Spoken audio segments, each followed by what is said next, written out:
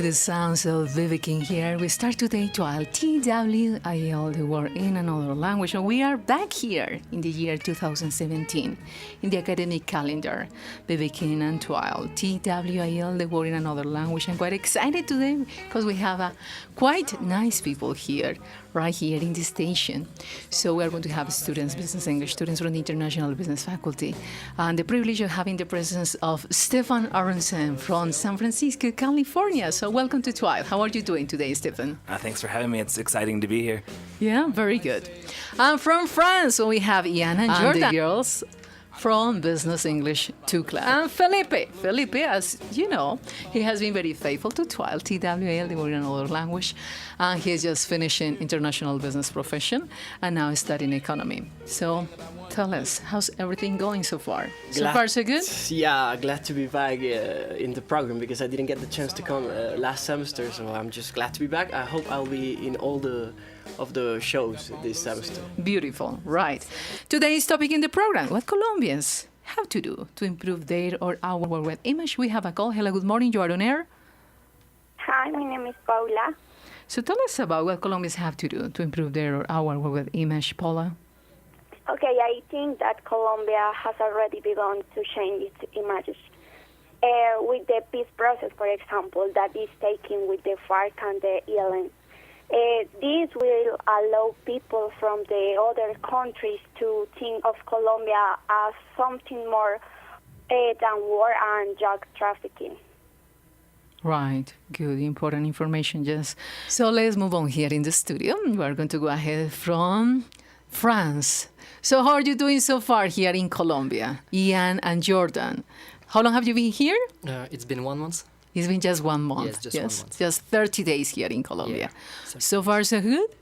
Yeah, so far so good. Yes. Yes. Wonderful. What about before coming to Colombia? What about your parents or your loved ones? Were they afraid of you just coming here and says, "Why Colombia? Are you crazy? Out of your mind?" What did they say to you? Yes, I think some of them were afraid. When I told my family and friends I was going to Colombia for my international exchange student exchange, and some of them were afraid and they were like, wow, you're crazy, this country is violent, it's dangerous, but I knew that it wasn't true, and that's why I wanted to come here and to discover this country. Oh, lovely to have you here. Nice that you just made the decision and you are here. Good, lovely to have you. Thank you. We have a call. Hello, good morning. You are on air?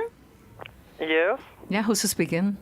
Hey, my name is Nicolas Castro. Nicolas, so tell us about the topic of the day. I think that our international image is focused in our media. You know, the TV programs, the radio. Mm-hmm. I think that's a problem because when you have the opportunity to be out of Colombia, you can see that we continue being narcotics traffickers. We're still being just prostitution and guerrilla. Mm-hmm. These things is why I think that this peace agreement that we did with FARC it's so important to us because it can change our international image if we work together to get that peace. Right, working together is quite important, contributing, serving, yes, putting ourselves together, yes, to change that. So, unfortunately, it's not really a good image that we have around the world, right, Nicholas? Exactly. Good. So, we have to work on our behavior in community. Behavior? If each person individually improve their behaviors, our image as a country will change and will be better. Right. So let's come here back to the studio. We are going to just go ahead with the girls, yes? So we have Mariana, Juliana, and Laura. So what Colombians have to do to improve our image? Well, I think that everything is a process. Like, we have a bad image internationally because it was a lot of time that we have problems. But right now, I think that we are doing a lot of things to change that image. But, okay. I think that the first thing that we have to do for change that is recognize what we are as a country, the advantage and disadvantage. We have to improve the good things and try to eliminate the bad things. And I consider that the principal factor to do that is education. Education is everything. That we're here for, yes, in this an academic environment, yes, to keep ourselves educated, right? That's quite important. Yes. What else, Mariana? And not just education but culture. We have to create a culture that love learn, because we can improve, we can be better if we take the education like sometimes like an obligation. We have to do it with love, willingness to learn. Yes, that's so important. And other thing that I consider so important is that when we travel to other countries, show what Colombia is, what beautiful our country can be, and not talk bad about our country, because it's something that happened. We sell our image, a bad image. Yeah. So it's pretty bad. We have to show, okay, there are bad things and you have to know it, but there are a lot of things that our country have to offer you. Everything is possible. So the first thing, as I said before, is education. Education, yes, and change our attitude and behavior. So thinking before speaking, saying negative things about Colombia. Of course, there are negative and positive, of course. We have to be realistic, but we have to work on the negative, okay? We have to just focus on the solutions instead of just continue talking about the problems. So we have another call. Hello, good morning. You are on air. Your name again, please? Nicolas Forero. So tell us about the topic. I think that the Colombians have to reduce the taxes on the citizens. Yeah. And second, I think that we have to eliminate the corruption in the state. For example, the corruption of the police. And I think that we have to reduce the taxes because the paving of the streets is so bad. So I need the leader must be on the Colombian government, and I don't know how do you say, the judiciary. Yeah, with the help of the citizens on everything that affects the reputation of the country. For example, the drug trade, and that's it. I think that. Okay, Nicolas. So important everything that you just mentioned about corruption and just delegating properly the responsibilities, assuming our responsibilities, governmental and non-governmental, and citizens as well, in political policies as well. So thank you for calling, Nicolas. Okay. Good. Thank you so much. Bye. So we continue here with Juliana. So what about your opinion, Juliana, regarding what Colombians have to do? We have to support in innovation, that the people abroad look that we are creative people, that we can do a lot of things. Also that the education, like Mariana, the education, I think that is the key to get a progress in our country. Right. And also, obviously, the promotion of the tourism, because we have a lot of places to visit. Yesterday in the classes, we were just learning about, like, you have to ask yourself, am I responsible? Am I ethical? Am I honest? Am I a giver? Or is always getting. But what about you? Are you contributing? Are you serving? Are you giving? Right? So it's important for you to understand it, that self-evaluation is on the daily basis, right? Okay, Stefan. So after listening, like some of the calls and listening to the students here in the studio and your experience here so far, how long it's been so far? So the first time here was in October. And it was for a friend's wedding. So I experienced a lot of the things that were said before, that my parents were like, don't get kidnapped, don't do drugs, don't get killed. Yeah. So, but it's like, you realize when you're on your way here that you're not experiencing the Colombia of your parents. You're experiencing the Colombia that is now. And so I came with like pure excitement and fell in love with like everything that I discovered while here. And I was thinking about like the things that they were saying on the calls and the things that was said across the table. And there was someone who said that like the Colombian media that goes out into the world, and I actually don't think very much Colombian media goes out into the world. Like I don't think that I hear a lot of things about Colombia. It would be interesting to have more coverage of what's going on in Colombia out into the world and in like to San Francisco, where I could know what was going on.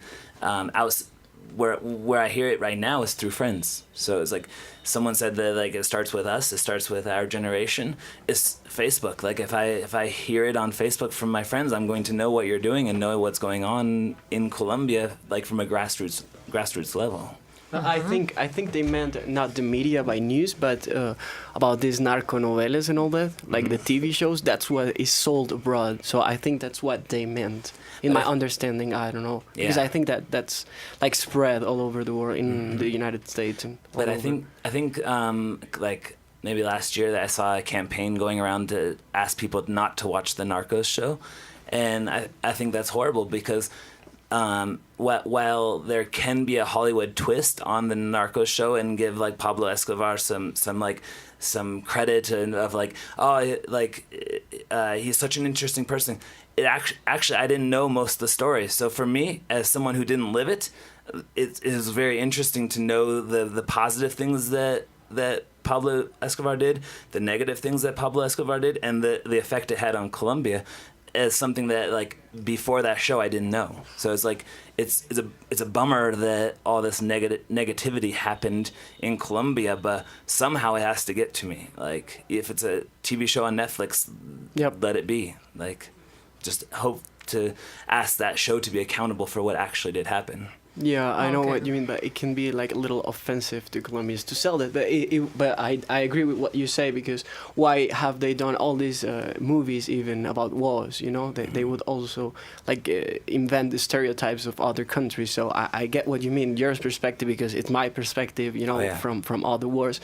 But usually Colombians, we get offended by the fact that we can't. We say it like that. We can't produce nothing else but just narco shows, and that's what people don't like. So that's why we share. We don't watch those shows. But I get your point as well. This is the lovely thing about the program, that we are quite flexible here, and all comments are welcome, right? Because we need to understand all feelings. What you are saying for you was important to really understand what's going on in his life, right? So beautiful, right? So by now we're going to just listen to the Power of Music station from Mr. Charles Levison Gower from London. The Power of Music, only on Twile. Every Tuesday morning, the best of rock and blues.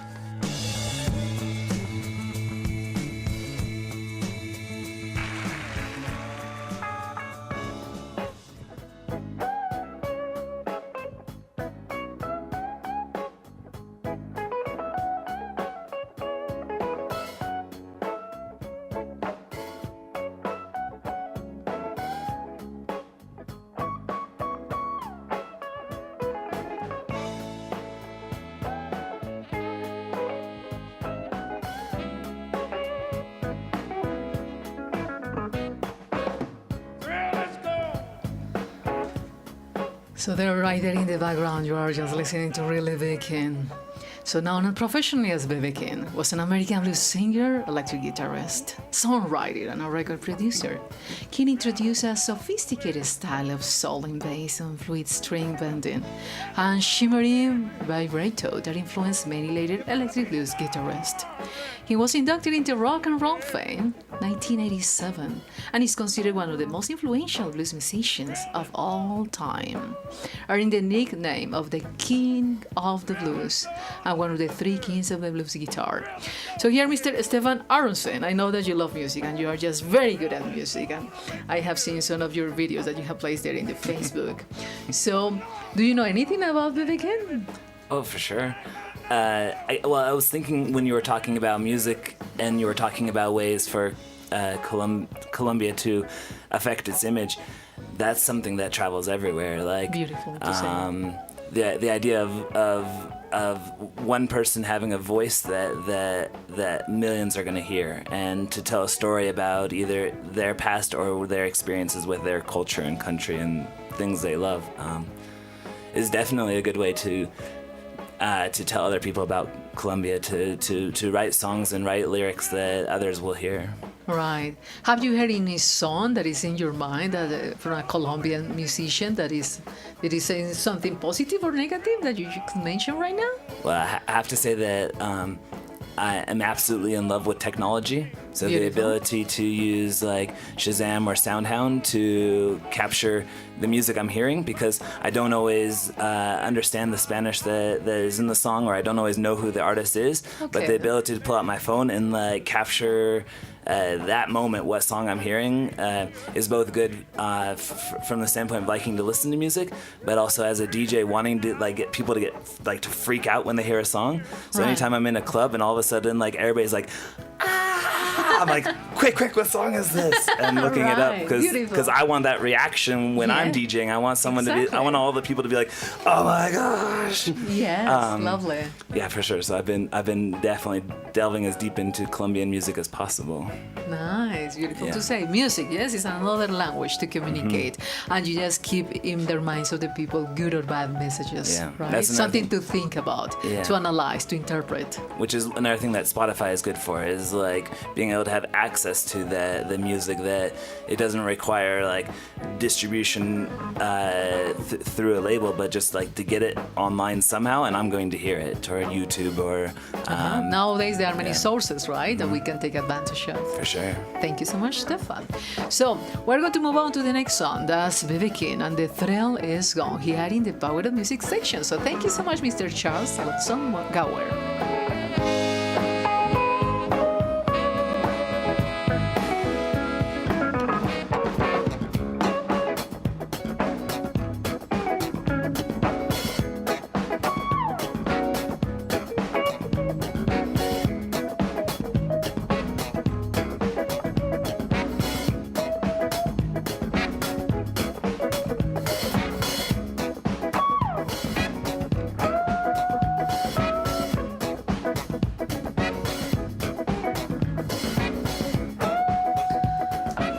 Okay, so you are listening to B.B. King. King was born on a cotton plantation in Beclaire, Mississippi, and later worked at a cotton gin in Indianapolis, Mississippi.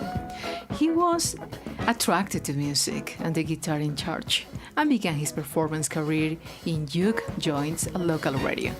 He later lived in Memphis, Tennessee, and Chicago, and toured the world extensively. King died at the age of 89 in Las Vegas, Nevada, on May the 14th, 2015, from congestive heart failure and diabetic complications. So we really miss B.B. King, but as you say, like the music is going to move on forever and just moving hearts. So thank you to the music, and thank you to the Power of Music section. So let's continue here with the topic. Mr. Felipe, after listening to all these people, and because of your background, you have had the opportunity as well to travel around different places. So what do you feel about the topic of today's program? I think we hate them, but we're all driven, and our mind works with stereotypes. So the thing is to change them, because stereotypes won't ever stop existing.